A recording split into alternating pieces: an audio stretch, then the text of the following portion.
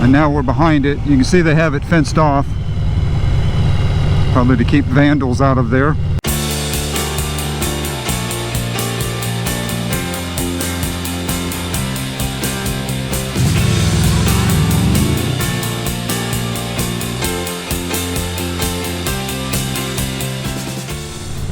Hello everyone, this is an absolutely perfect day for riding. It's another one of these morning motovlogs. It's about 8:30, clear skies, and right now 77 degrees, if you can see that. And I am out for a motovlog to show you a little bit about the area that I live in.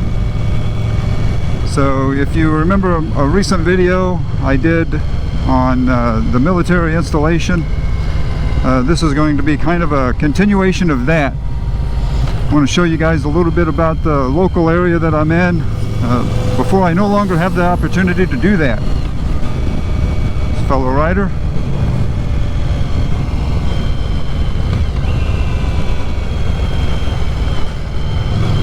Some of you may recall in a video I did a few months back that eventually I will be leaving Alabama and moving to Texas, and that is inside of 2 years now.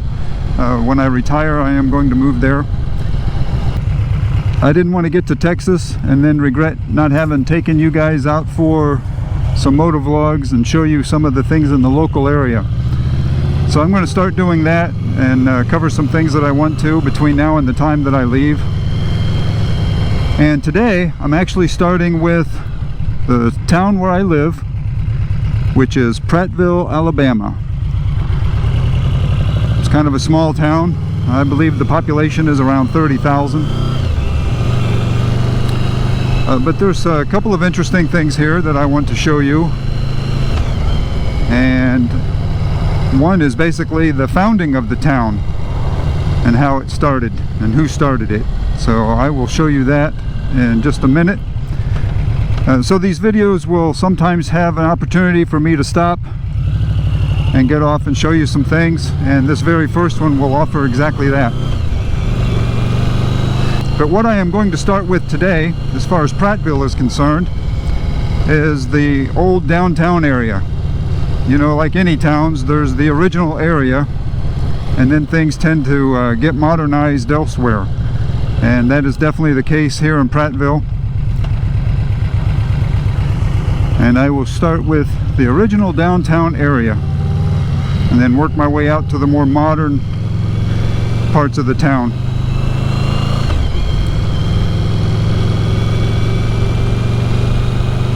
But right up here is my first opportunity to stop, and I will try and give you a view of what we're looking at. But right over there, and I'll get off the bike and show you a close-up.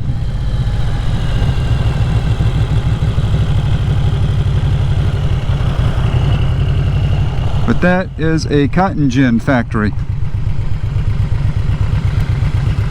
from way back in the 1800s. Okay, I've got my visor up so I can breathe, so the audio will sound a little bit different, and you can probably hear the water rushing over this dam.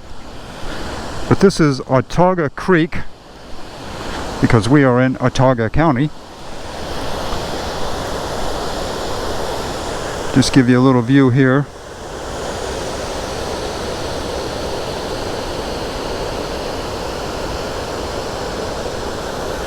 But over there, that old abandoned building, they used to make cotton gins back in the 1800s. And up to what point, I'm not quite sure. But what is interesting, as old as that building looks, and as it looks like it's been abandoned for many decades, according to what I have read, it's only been out of use since 2012. So it's hard to believe only 9 years ago there was some activity going on in there. I'm not sure exactly what they were using it for. I don't believe it was cotton gins at this point, but nonetheless, it's hard to believe that that was still in use. But it's been there for a very long time.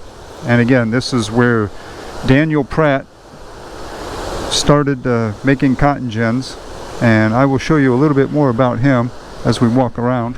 We're coming upon a sign that tells a little bit about all of this.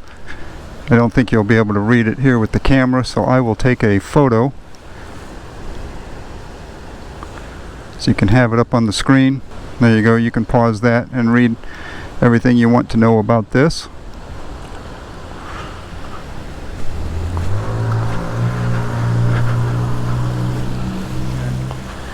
Anyway, I will give you another view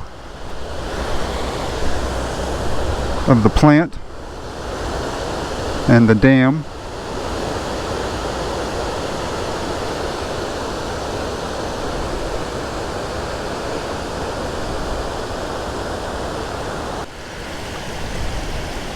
And this is interesting. Again, I'm not sure if you can see that, so I will take a still photo, throw that up on the screen. An artesian well. They seem to be popular around here, and I'm going to show you another one on this Prattville tour as well. It's about a mile or so from here.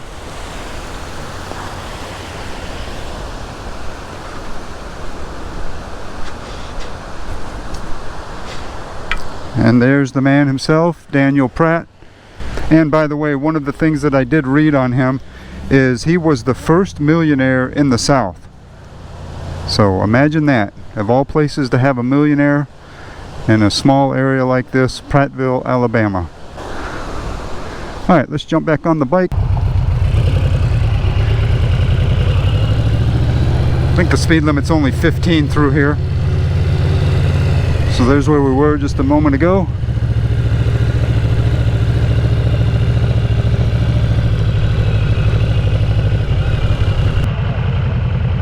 We will veer off for just a second to go up behind that plant. Another angle. I don't know how long I can stop here on this bridge to show you Autauga Creek, but there it is downstream. There's a walking trail over there as well, and it runs over to the park and the swimming pool.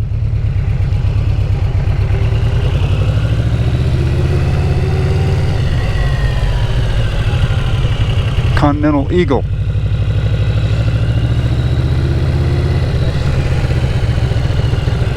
I don't know if that's the company that last did anything there in 2012, or how long those signs have been up. Don't know if they currently own it or what the deal is. I have heard talk that they do want to do something with the building, so I don't think they're going to tear it down, being one of those historical things. Maybe they will make something out of it at some point.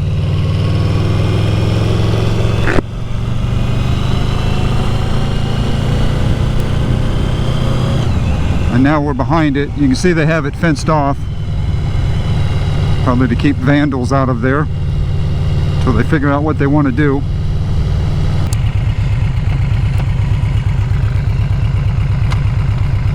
We will end up making a full circle. Look at this. Love that turn signal. Thank you, lady.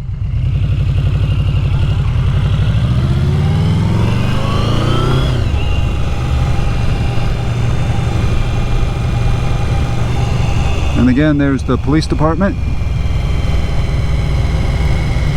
Alright, so we've made a full circle. We've crossed over the Autauga Creek, and we are now actually on the high side of the dam that you saw earlier. And now we are about to cross it again. I'll try and slow down and give you a view.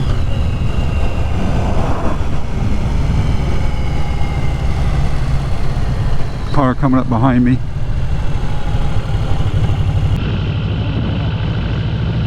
You can see the plant over there on the right.